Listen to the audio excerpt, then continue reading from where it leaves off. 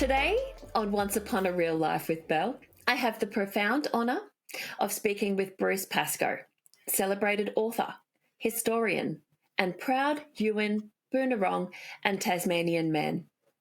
Bruce is best known for his groundbreaking book Dark Emu, which challenges long-held beliefs about pre-colonial Aboriginal life and presents compelling evidence of sophisticated agriculture, aquaculture, and land management practice by First Nations people for thousands of years. His work has sparked vital national conversations about truth-telling, history, and identity, and invited Australians to look again at the land we live on and the people who cared for it long before colonisation. In this episode, we talk about what inspired Dark Emu, the resistance and reception it has received, and Bruce's ongoing work to reclaim Indigenous farming practices on his property at Yambara. We also explore the deeper personal and cultural journeys that have shaped his life and his writing. Bruce Pascoe's voice is one of courage, clarity, and care, and I am so honoured to share it with you today. Welcome, Bruce. Pleasure to be here. It is our pleasure. Now, can we start? Will you tell me a little bit about yourself, your childhood, family, and your cultural identity? Well, as a kid, we moved around a lot because of my father's work or his restlessness, I'm not sure which. And we lived in remote places as well as cities. Part of the time we were on King Island, and I loved the island, and I got my taste for beaches and swimming and diving there. And my sister is actually staying with me at the moment, and we've been talking about those things, which has been very interesting to do. But we had a pretty privileged childhood, I think, in that being on the island and after the island, Mornington, we virtually did whatever we wanted to do. No one was keeping track of us. We were loved, we were looked after, but both our parents worked. And so if we weren't at school, we were in the water. And it just, I feel sorry for kids who can't experience that liberty. So it was very, very rewarding as a kid, and it builds you physically as well as builds you mentally. And it was in the Mornington years that I became more aware of the family's background.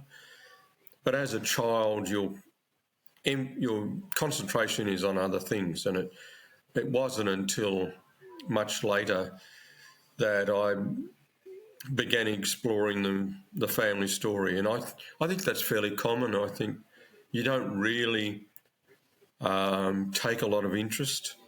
You don't think it's that important until you've got kids of your own.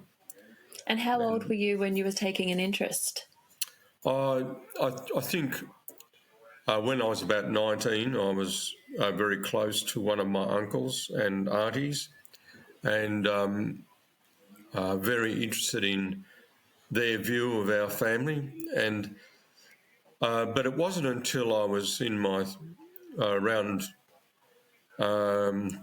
28, 29, and my daughter was about 5, and she was interested in the family album. She was one of those kids who would leaf through photographs and ask questions, and she hasn't stopped asking questions. But I realised then that she was turning over photographs of people I didn't know and hadn't bothered to find out about. So I then started to research it and found out a lot more about the family.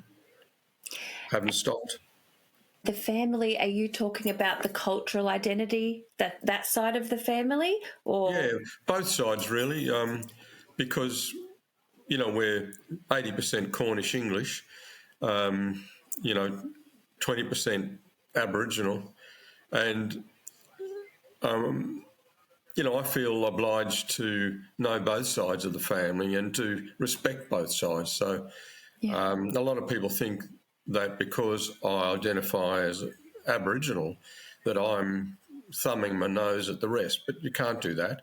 I've been over to Cornwall, I've been to England, and in both places I've sought out family. So I am interested in that, but I must admit, when I was in Wales, I was far more interested in the puffins than I was in the family. They were living a rich life. I think it's interesting that you put a percent on your cultural heritage just then. It has been said to me in the past that as a white Australian, my DNA is Scottish, so pretty much Scottish here, a little bit of English. But it has been said to me that you should not put a percentage on somebody's cultural identity. That's what I was being told by older Aboriginal people, because I was asking that kind of question, and they were saying, well, if it's a percentage, where's the percentage? Is it in your little finger? Is it in your eye? Is it in your mouth? Is it in your brain? It's all through you, and you are what you were born. You are your parents, your grandparents, and you can't change that. And it's what you make of it that is important. But the thing that got me was that in the search for family, I realised how ignorant I was.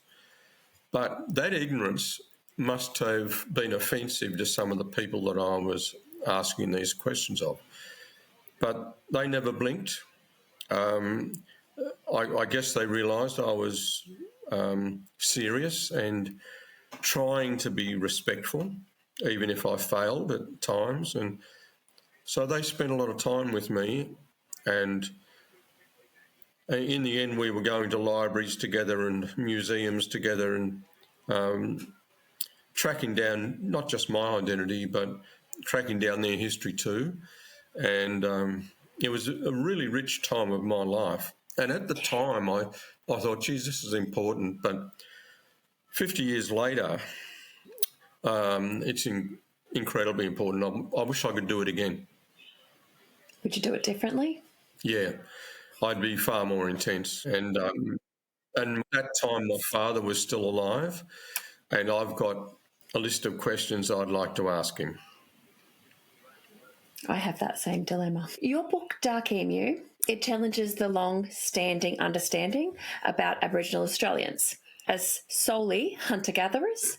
What did it mean to you to be able to correct this narrative? Well, to find out how prejudiced the Australian history had been was a shock to me, because I was a university graduate by this stage and had studied history at university and had passed history at university. And so I was shocked at my ignorance. I should know these things as a history student, let alone as an Aboriginal person. I should have known them as an Australian, but I didn't. But that's where those old people were very assiduous in nurturing my ignorance. And when you say people, do you mean university lessons? Do you mean... No, I learned bugger all at university, really. It was, the people that I was going to in the Western District and elsewhere, Aboriginal people who I was asking about my family, and we spent a lot of time together. And it was those people who were saying things like, you really don't know your history at all, do you? They said there's a war in this country, and you know nothing about that war, and you should. And then they would place my family in that perspective. And they said, you now have this responsibility. You can't shirk that. So from that time on, that's when I started going to museums and libraries, sometimes with those people, sometimes on my own. And as fate would have it, the person who was doing the language work at Watherong Aboriginal Cooperative resigned to go to national parks, and they asked me if I would do it. And I jumped at the chance because I realised that I could go to every library and museum in Victoria and they couldn't refuse me entry. And they were wonderful years because not only was I curious, but I was a book person. And so I didn't find the research difficult because it came naturally to me. My grandmothers had taught me a love of books, and obviously my mother and father too. My sister and I have been talking about Dad the last couple of nights and his unrequited passion for learning. As a builder, he never got that opportunity, and he found that opportunity when Jen and I were at school, and he realised that this is how you do it. You know, you pick up a book and you go through it and you make notes. And I suppose I was thrown into this examination by, people like Uncle Ivan and Auntie Zelda and, later on many other people who had challenged my ignorance. So I understand if other Australians don't know these things. It's not because we're mean or stupid, it's because we haven't been told. So to provide the opportunity for other Australians to do so was a privilege, but also I think it's really important nationally that we do understand our country, that we're not understanding myths, fooling ourselves about who we are as a people. And hearing the rhetoric of what we've been told and then taking that as gospel. Yeah. Obviously, from the Aboriginal side of my family's perspective, we've got a vested interest in making sure Australians understand what happened in the country. But also there's so much information there for Australians to learn about how they might look after their country better and survive economically in a way that seems to be threatened at the moment. And your evidence, it reinterprets the diaries and the records of early European settlers. How was your book received? And did you face any challenges when producing evidence that contradicted such a deeply entrenched national belief? No, because the evidence was there. I had no trouble in finding it. And the more I looked, the more validation I found for that. But the kickback I got was from ultra-conservatives.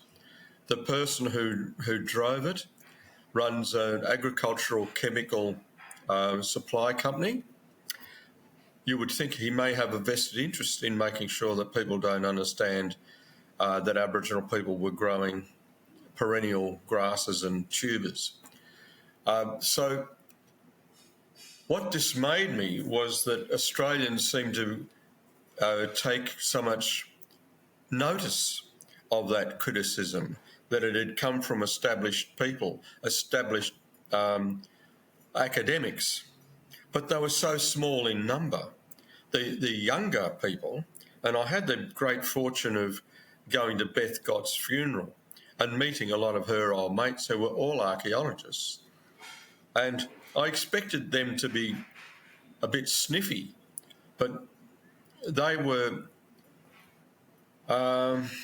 excited and appreciative of what Dark Emu had done because it had brought anthropology and archaeology to public attention and the true history of the country, and it made Australians excited about their history rather than defensive. And so that reaction from them really supported me. But the thing that has supported me most, of course, is that in the meantime, there's been so much archaeology and history written which has examined these things and extended our knowledge of them. And I think about the referendum and how skewed the public broadcast was on the referendum, which was giving equal time sometimes to bloody idiots, people who knew nothing about what they were talking about. But because they were of the other voice, they were getting equal time when it didn't warrant it. And I think that's happened with the Dark Emu debate, that people who either had a vested interest in destroying Australia's understanding of their country or were out to protect their own career or whatever it was, they were getting more than equal time to talk about these things, when in fact, talking about the ABC in particular, the ABC's job is to cover the news and to report as openly as they can. And that does not mean giving equal time to bloody idiots. So unbiased. Absolutely. I do remember the first time I heard of your book, and I was in my car and I was turn it up. This is so interesting to me. It was something I'd never heard anyone speak out about before, and the fact that you have written and found evidence and brought that to the forefront of our culture is huge. Can you give me some examples of the Indigenous agricultural and aquacultural practices and the permanent settlements that you found in history? Well, I was particularly interested in the Brewarrina fish traps because I found them accidentally. I was in the Powerhouse Museum in Sydney and I uncovered a pile of photographs, and one of them was of the Brewarrina fish traps. They were photographs by an engineer. So there were a lot of steam engines and railway couplings and horse harnesses and all this early Australian industry. But there were boilers and all sorts of machinery. Then I came across these photographs of a river and stones, and they were called the Brewarrina fish traps. I'd never heard of them, so I started to research those, and I realised how dramatic this was in terms of what a culture was doing and how people were feeding themselves. And the most intriguing thing about it, and I fail to get people sufficiently excited about this, is the egalitarian nature of it. And the thing that really impressed me about Brewarrina, the engineering's interesting, and a lot of Australians get off on the engineering of it, how the traps were made, how they captured fish. But what I say is, but on the right-hand side of that river going upstream, there was a laneway for other fish to get away. So a proportion of the fish went upstream. And they were not just going upstream to breed, because some of the species had already bred. They were going upstream so that other people would get a chance to harvest them. Now, when you think about that philosophy, about how to treat land, how to treat country, it's extraordinary. And the way of looking at people in general and saying, no, we can't take all these fish. We must give some to our brothers and cousins who speak a different language and who we've never seen and we will never see. And in terms of the human spirit, that is huge. And when we're thinking about Israel and Gaza and Iran and Ukraine and Russia and Mozambique and whatever you like to say about, if that human spirit was applied there to be over like that, I've been trying to say to Australians, and particularly in this new book, The European Mind, is just imagine a world where that mentality has more sway than it does at the moment. The change that would happen would be bloody incredible. And it's for the greater good of the people rather than just being Yeah.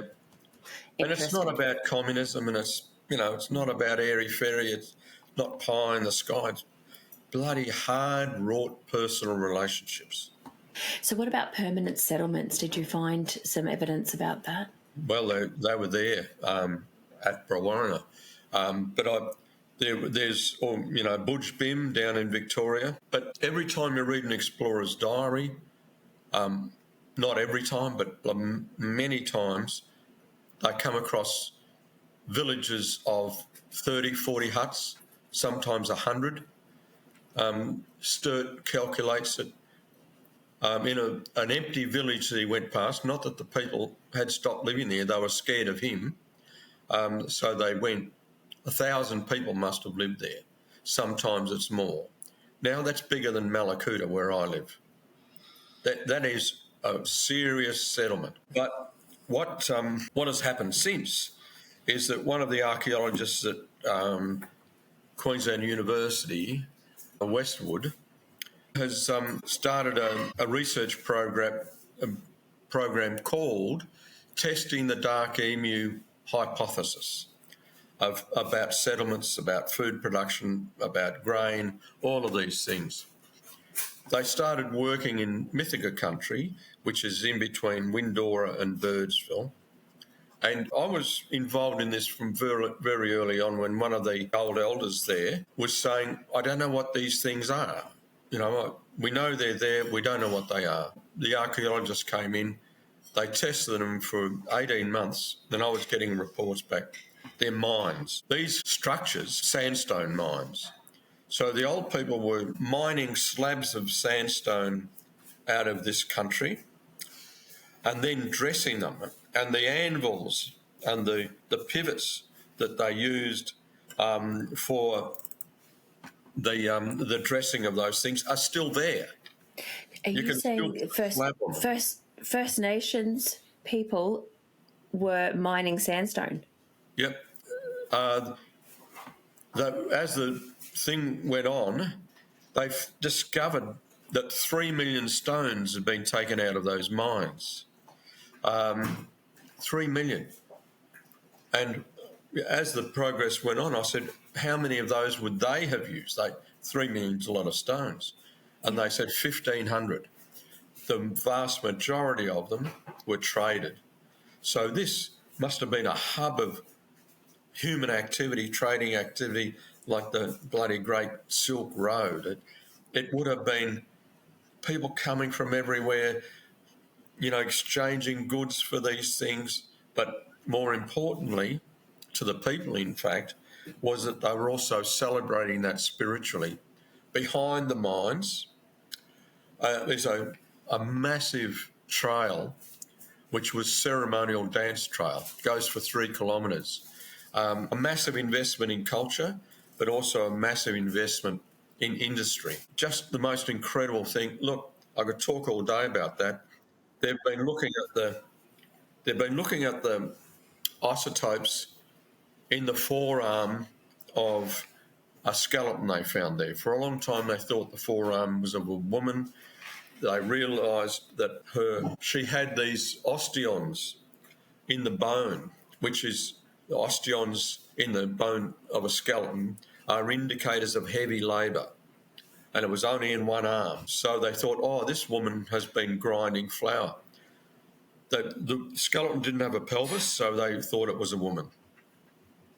When they tested the teeth, they found it was in fact a 16-year-old boy, and that his forearm had been changed simply by the labour he was doing. And they said, he must have been grinding flour. I'm wondering whether in fact he was grinding the dishes themselves. Such an incredible bit of science, such an incredible bit of knowledge.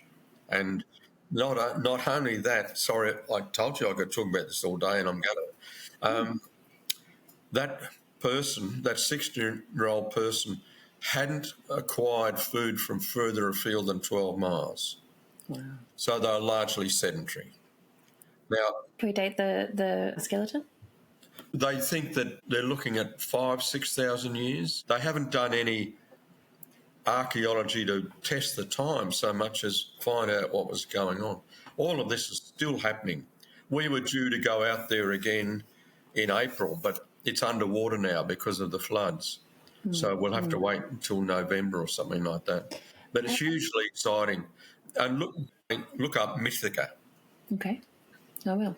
Now, just quickly back to the photos of the fish farming. Have we got a date on the photos?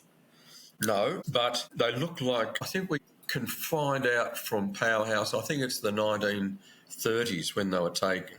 Yeah, okay. And they're still visible. If you go to Brewarrina, they're still visible. And now there's a museum there. Yeah. And one of my brothers runs the tour there and does a fabulous job. Yeah. So any visitor, people read Dark Emu and then they'd go there and they end up talking to a bloke who knows me. So it's pretty intimate. Why do you think that the Aboriginal innovation and knowledge was overlooked, misinterpreted, or suppressed so long in historical accounts? Some people are just racist. They hate black, and my new book is called The European Mind, and I've been tracing that fear of blackness and the fear of anything that's not English, actually. So some people are just bloody racist. So you think that's what it came from? Yeah. A lot of pastoralists have a vested interest because they're sitting on leases which are due to run out, and they want those leases renewed. They shouldn't be renewed except under the most strict circumstances, and a vast majority of them should be returned to Aboriginal people to run. And I know that occasionally Aboriginal people have bought back a failed cattle station or something and then transformed it by reducing the number of stock. And, of course, all the surrounding farmers say, oh, you lazy buggers, you know, I used to have 10 times the number of stock on there as you.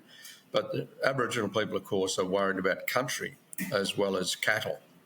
And looking after country is very important. We work with a couple of those communities because what we do on our farm is we grow perennial grains and we convert that into flour. So we've been teaching a lot of communities how to do that.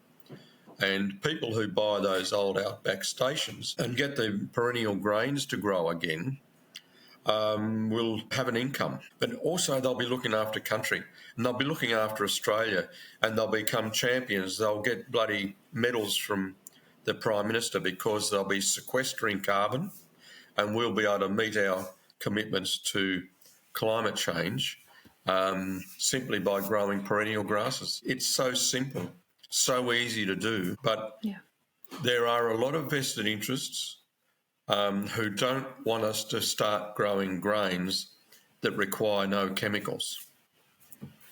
Goes back to what you said earlier with the pushback you had. Since the publication of Dark Emu, have you seen a meaningful shift in how Australians engage with Aboriginal history and knowledge? Yeah, I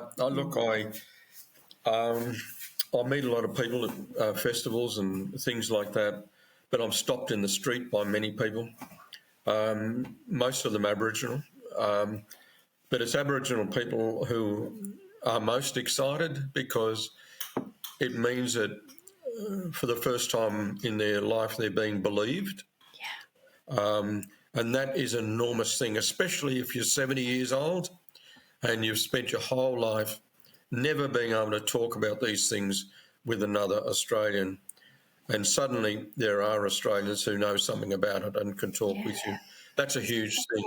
Oh, especially when education is teaching us about colonialism and terra nullius, like this is huge. This is huge. Yeah. Are there any myths or misconceptions about Aboriginal history that you wish every Australian could unlearn? I think people should know that Aboriginal people had an economy and a society and a religion, that our spirituality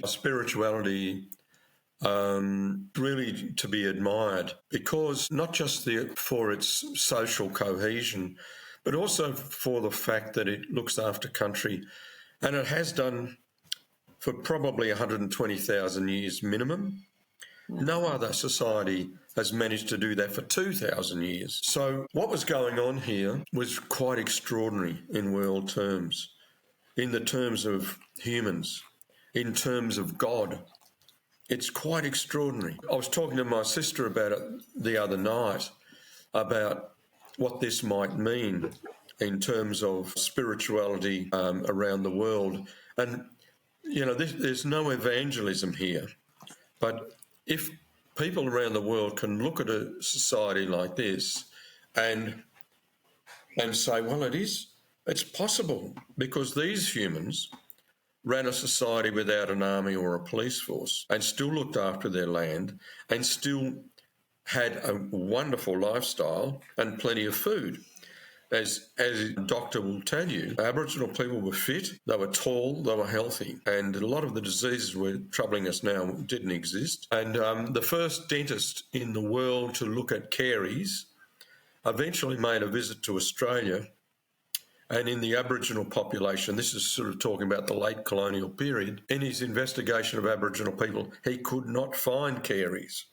He couldn't do a study because Aboriginal people didn't have tooth decay. This, of course, is before sugar. So that's indicative of Australian health. And these archaeologists who are doing this new archaeology, they're examining skeletons in this way and finding these wonderful facts. But, Jen and I were speculating the other day about, was it the nature of the people or was it the isolation of the continent? What was it? Well, it doesn't matter.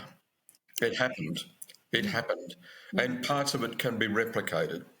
And when you said 120 years, yes. So how did we find that 70,000? So all of the research I can find is 50,000 years. Where have you got your 120? And when I was at school, it was 2,500 years. And it's changed in my lifetime to 65,000 years, which is now accepted because of Mudjabibi. But if we look at the most recent archaeology by Jim Bowler, who was the person who found Mungo Man and Mungo Woman, or as our people would say, they found him. If you look at Jim's latest research, which looked at an Aboriginal cooking oven at Warrnambool, Point Ritchie, that oven is 120,000 years old. Now, we're presuming it wasn't penguins. And that's a fact. Well, that's the research. Now, in my new book, I quote one of the archaeologists who says, if you had told me all the science behind this, and I had examined all the chemistry and all the physics and all the writing and the documents and the photographs and the charts, 120,000 years is inconclusive. It is conclusive. But if you told me it was 120,000 years, I'd have to doubt it because it's too old. Now, this is scientists shooting themselves in the foot. They have to be careful. It's their trade. They have to be careful. They have to be right. And I understand that and I respect it. But they have to also know that since 1950, there's been an exponential rise in the occupation rate of Aboriginal people in this country, purely due to science. And it was, I think, early 2000s when Clarkson excavated the Mudjabibi cave and came up with 65,000 years. But it's been going on since then. And, this peer review process that scientists have to undergo takes decades. Yeah. So there's science waiting to come on stream, which confirms all this, which is not available to everybody. But Michael Westaway, who's doing the University of Queensland stuff, he's sitting on information there which is going to blow people's socks off. But it also challenges the out of Africa theory. Now, people get very, very upset when I say that because they want that science to be respected. Now, I respect it too, but I also respect science coming out of China, and I respect science coming out of Brazil. And that science is challenging a single stream of people coming out of Africa. What it is saying is that there are parallel developments in what humans do. It makes sense. Having a single stream, is saying that only one group of people were able to develop in this way. But scientifically, that doesn't make sense because humans in different places using their own brain are likely to come up with similar solutions. We prove it all the time. The world's fish net is exactly the same. Those people never had any communication with them, but they looked at fish in the water, they looked at how big they were, and they all came up with a knot, an identical knot, to make a net to trap those fish. They didn't know each other, they weren't in communication with each other, but the human brain devised this. So I think that what we'll find in the next 50 years is that humans were developing on different continents. And because we're humans, and because our brain is exactly the same size, we come up with a similar solution. You know, the size of the human brain. When British came out to Australia, they were measuring skulls of Aboriginal people because they were convinced that we were beasts. And the way to prove that we were beasts would be that we had a smaller brain. The disappointing thing was, if anything, the Aboriginal brain is slightly larger. And there's another interesting thing. That may be because Aboriginal people were scoping so much country. And people say hunter-gatherer, but Aboriginal people were not just hunters and gatherers. Aboriginal people had a really broad spectrum of foods they accessed, and they accessed those foods in different ways. So the bigger brain was because they were doing more difficult things. Yeah, they were forced to think more. Okay, do you think that the divide between Aboriginal and non-Indigenous Australians remains visible and deeply felt even today? Visible? It's palpable, and it will always be palpable. But I wrote something yesterday which I hope is a solace to Europeans, because I think Australians will come to enjoy the fact that the stories of country are still known, still practiced, still sung, still danced. But they don't have to sing and dance them themselves to be Australians. I think Australians should be satisfied that Indigenous people maintain their culture.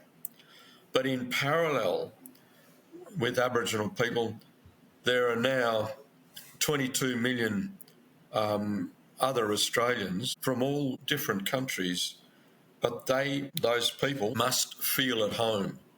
They must love their country. They must identify with their country, because I have this conversation with Tony Birch, Aboriginal writer from Melbourne. You know, we conclude together that if Australians don't identify with their country, they're bloody dangerous. Because if you don't identify, you don't care. And if you don't care, you don't care whether the tailing dam from a uranium mine leaches into the groundwater or not. So they must care. Yeah. Non-Aboriginal Australians must care. And to know those stories exist, and to know that some of them is a way of feeling identity. A very old lady a long time ago took me through her garden, and I could see that she was really anxious. And she was saying to me, look, I bloody love this place. It's in my veins. You know, I was born here. My grandmother was born here. I love it so much. Why can't I identify? And I said, well, you bloody do. You were born here. You know, it is your country. But you don't have to be Aboriginal to do that. Just be yourself and continue to love your country like that. And all you're doing is replicating what Aboriginal people feel about their land. And we can do that in parallel. What can we do to meaningfully make change? How can we come together? What we need to do is ignore the far right wing. Those people who hate Aboriginal people, who are pretending to be fair and reasonable, we have to ignore that. As a lot of Aboriginal people have said to me since the referendum, the good thing about it is that we know that 40% of Australians were going to vote yes. So let's work with that 40%, because I'm convinced that once my generation is dead, when my generation is gone, a lot of the resentment, a lot of the viciousness will go out of the debate. God, I hope so, because I see so much online from young Indigenous people, and it looks like our First Nations people are still so angry. We're a foster family, so most of the children that we have had have been Indigenous. I think one has been a white Australian, and it just feels heavy. Yeah. Well, let's lighten it up. And let's lighten it up with fact, because what is happening at the moment is the press is gun shy. They're trying to be fair and reasonable because they don't want government to take their funding away. We should guarantee ABC funding so that we don't have to go through all this again. Yeah. But we need to report these things. Like when I say to people, have you read about Mythica? They haven't. One or two reports in the Melbourne Age, Sydney Morning Herald. That's all. And it needs to be commonplace. It needs to be mentioned at the Olympic Games. It needs to be mentioned. What about in the education system? Cricket. Perhaps it could be taught. Oh, well, I'm hoping it will be. Whenever I go to a school, I say to the kids, Mythica, Google it. When you get home, Google it. Don't ask me questions, just Google that. We've touched on the voice to Parliament. Obviously, it was a missed opportunity. It was not bipartisan supported. That would have been the big issue. Had the Labor Party have waited for people to come into the Liberal Party that had the same drive to bring the voice to Parliament, perhaps we should have waited. No, Belinda, sorry for interrupting. No bloody waiting. Albanese made a promise. Now, this is a politician making a promise. He promised Marcia Langton, really good, strong people, the Aboriginal leaders that he spoke with. He made a promise to them, I'm going to put this referendum. They asked him, will you guarantee this? He said, I'll guarantee it. 6 weeks into the campaign, he knew it was going to be defeated, but he never pulled out. And he shouldn't have pulled out, because what we know now, we know exactly what Australians think, and it's in black and white. We voted for it. Let's not talk about Albanese's campaign. Let's not give Dutton any credit. Let's not give Jacinta Price any credit. It wasn't them who won the day or whatever, created the storm that stopped the boat, whatever it was. It was the voter. 61% of Australian voters voted no. They're probably always going to vote no. Was it not the doubt that was coming through from one side about we don't know what it is? No. They had made their mind up on their cornflakes ever since they were born. We just have to change the education in this country. The doubt. 80% of Aboriginal people, over 80%, voted yes. But if you looked at the news, if you looked at the 7:30 report, you'd think that it was 80% voting no. Yeah, that's what I'm saying about the way fair-minded reporting was instituted to scare the daylights out of the ABC so that they'd become scared about their funding. Not about that at all. But what I'm joyous about is that it gives us this other opportunity. If it had turned out differently, we would be going on with a different stream. But this has presented an opportunity for us to really tackle the difficult issues in this country. That we need to embrace the opportunity, not worry about what happened then. This opportunity is here now. We can get better educated. We can talk more sensibly to our kids. We can wait for my generation to piss off, and we'll come to it. The referendum will be put again, and it will win 80%, 20%. I have absolutely no doubt. Australians then will have the yoke taken off their shoulders. We'll all be able to breathe, and we'll be able to say, well, we're Australians. We're on this continent together. This is what I want for my kids' future. I've got friends who are Indigenous. My son has friends who are Indigenous. Like I said, most of our foster children, there's a great love and respect in this household. Just online, it feels like some anger. Yeah, and we have to encourage our kids of either persuasion not to be angry. Well, I gave my 10-year-old son, my vote for The Voice, and of course he voted yes. I wanted him involved in that. So that was big in our family, but disappointing. So as a foster carer, I see firsthand the disproportionate number of Indigenous children in care. How can we better support First Nations parents to keep custody of their children? What can the policymakers do? What can child safety do to keep these children in custody of their families? Well, the criminalisation of Aboriginal kids has to stop. So lowering the age of criminality to 10 is ridiculous. They might have done a bad thing, but they're children and they need to be better looked after by both the parents and the state. But you might think this is facile, but I think the thing that will help most is that Australians understand their history, the history of this continent, what happened, how Aboriginal people were murdered in massacres. We have to talk about massacres. We have to talk about these things. People say, oh, you're going back over old ground, you're making people feel guilty. I'm not making you feel guilty. I'm making you feel curious.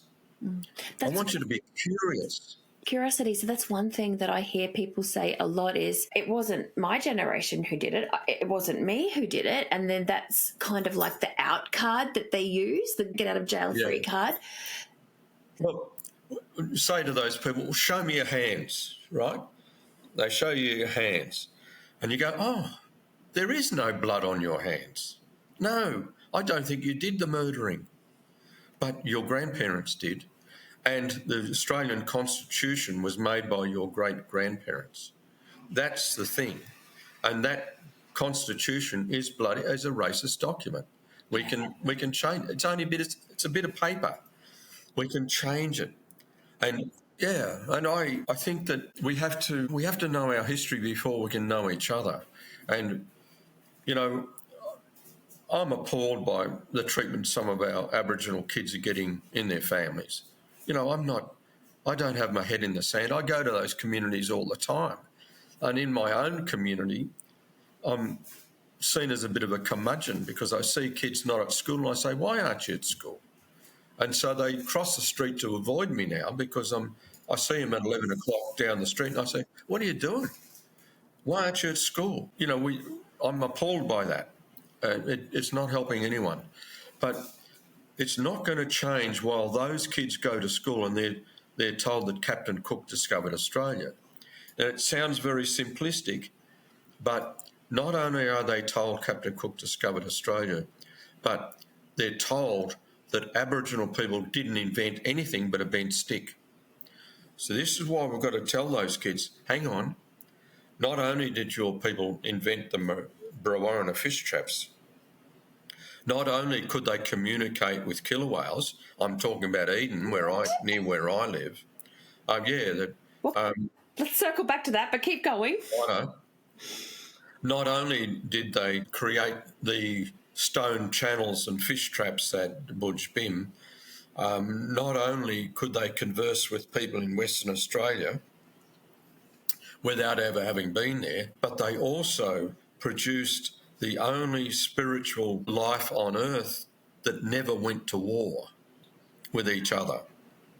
And so you say to those little kids, hang on, I don't care what your teacher told you.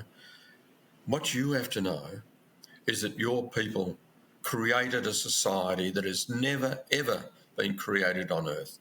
There were no police, there were no army, everyone was fed, and white fellows will say to me, oh, yeah, but your people had punishment. Yeah, law. And occasionally people got killed. But most of the time, and I can I've seen these scars. Most of the time people get hit in the calf and it goes between the bone and the calf muscle most of the time. Does bugger all, really. So it must hurt like hell. And you'll never do what you did before to get that punishment. It's pretty good control of people. But most of it was agreed upon. Most of it was that the perpetrator would agree with those who were hurt by his actions that he had done wrong and would accept that punishment as fair and reasonable. But it wasn't war and it wasn't police. It was a community of elders sitting that young fella down, and it was usually a young fella. There was hardly ever a young woman. Think about that. And they would sit that young fella down and said, it's not on, brother. You can't do that. And, we've been watching you for a while and you keep on doing these things. And we're going to let you know now what's going to happen. And, the young fellow would accept that. And I've been in a few family law courts where elders have sat down with really badly behaved young fellas, and I've seen those boys cry once they realise how much hurt they'd done, not just to the person they'd bashed up or stolen from or whatever it was, but how they'd hurt the grandmother. Yeah. That's the killer. Yeah. That's when that boy is brought to his knees, when he's made to respect a woman. Wow. Because that's our law. Yuin law, and I have Yuin law. I got Bunurong and Tasmanian, but I have Yuin law. We go up a mountain where it's all about women, and you can see young fellas getting a bit impatient. And we say, there's Nyadi and she's pregnant. We want you to touch her belly. You see those young fellas, because that's not how they touch women, eh? And to actually confront the bald fact of pregnancy is a very salutary experience for those kids. And that's what it's all about. And we say to them, don't get dissatisfied that this is all about women and babies. That's what life is. Bing. It doesn't always work. I've seen it work and I've seen it not work. I know a lot of these kids who are being fostered by non-Aboriginal people. I've seen some stunning results. One is a very close friend, so I know what it's meant to that Aboriginal person to have been fostered. That's an adult now? Doing VCE, and is killing it in all sorts of ways. And I've seen the reverse. I've seen young fellows who have had the privilege of being looked after and given every opportunity, and I've seen them go back home and waste their lives. I've also seen the other element where they've gone back home and they've become the leader of the community.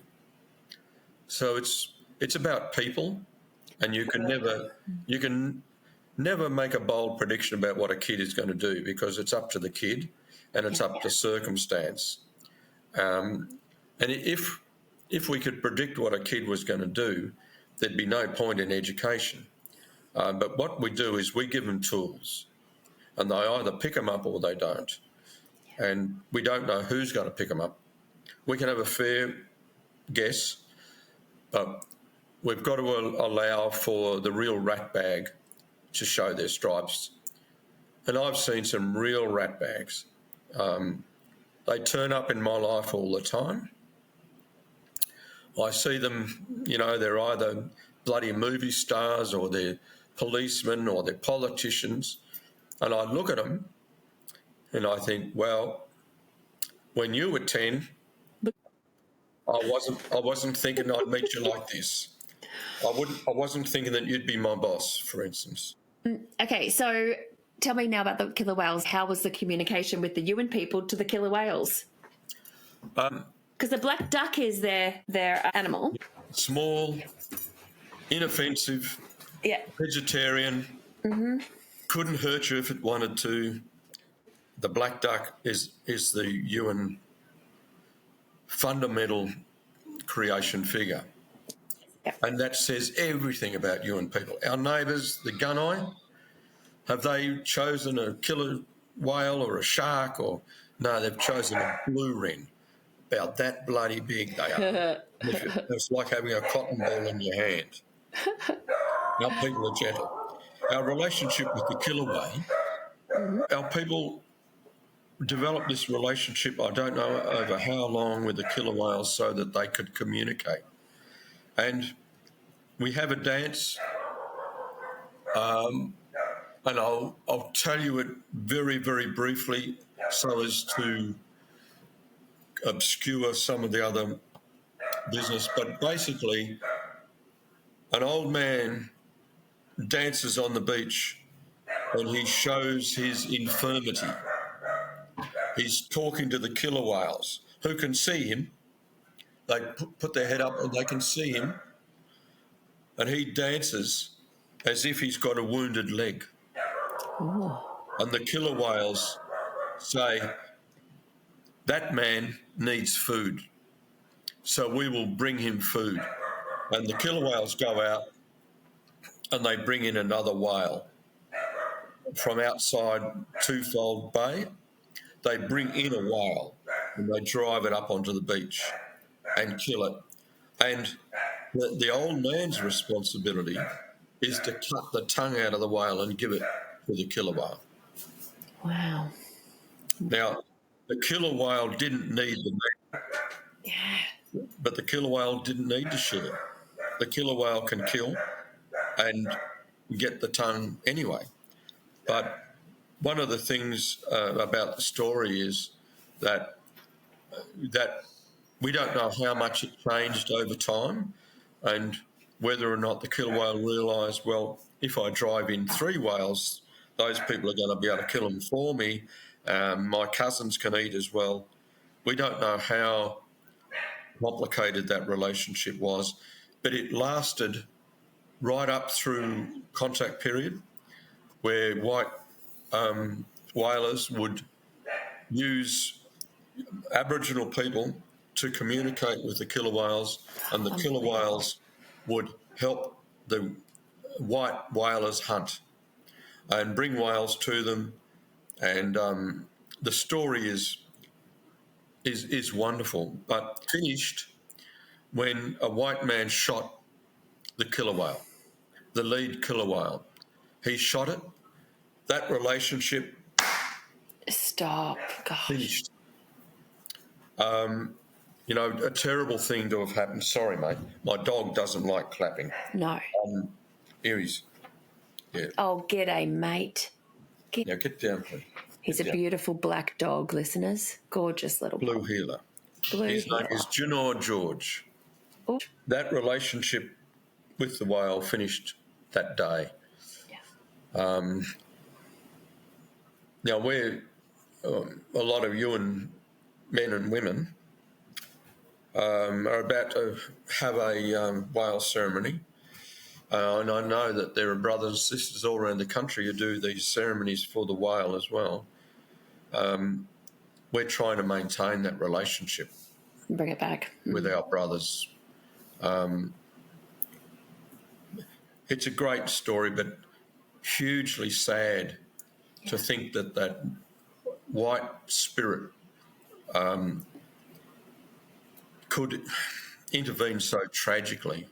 But this is what my new book is about, called The European Mind. It's about how a European thinks. I'm going to shoot that whale because, you know, for whatever reason, or I'm going to bomb Iran. You know, I'm just going to do it. I don't know what's going to happen, but I'll do it. That impulsive, nasty aggression. Yeah. When have you got your book coming out? It'll be next year now. Beautiful. It's 2026. But I will definitely look forward to that. The last question that I ask all of my guests. So, Bruce, have you seen a ghost or a UFO in your life? I'm not sure. No UFOs. I'm a real skeptic. A lot of people see a lot of things, and like they see the thylacine. Now, I've lived all my life in the bush. I know the thylacine is gone. I'm very sorry. I'd love it to be alive, but as a bushman, I know it's not there because, if there's any strange animal in the bush, I may not see it, but I know it's there because of what it leaves behind or its track or something like that. But sometimes I feel that people I know are still there. So I don't know whether it's my imagination or my conscience or what it is, but I swear they are there. So, and I don't want to investigate it too much because I don't want it to go away. So I'm only one of my guests has seen a UFO, but about 70% have seen a ghost or like you felt a presence. Yeah. I haven't seen a ghost or a UFO. I wish I did. So I'd like to say thank you so much today, Bruce. You're a spectacular man for being able to bring this book to the forefront of our culture and be able to create the change that I want to keep pushing forward. I really believe that there is room for white Australians to just embrace our heritage through our amazing First Nations people. And I've got so much love in my heart, so does my whole family. And I have the most profound respect for what you do and what you're continuing to do. And I look forward to your book. Good on you.